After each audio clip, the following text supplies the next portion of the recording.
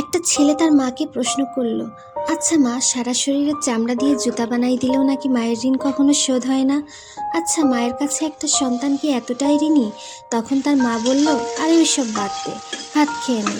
ছেলে আবার বলল, বলো না মা, যে এতটাই ঋণী নাকি যে তা কখনো শোধ হবে না?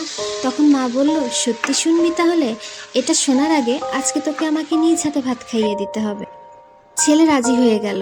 তারপর ভাত নিয়ে এসে মাখিয়ে মায়ের মুখে প্রথম লোকমা ভাত তুলে দিল।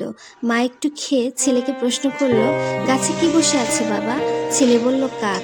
দ্বিতীয় লোকমা নেয়ার পরে মা আবার প্রশ্ন করল, গাছে কি বসে আছে বাবা? ছেলে বলল, মা, কাক বসে আছে।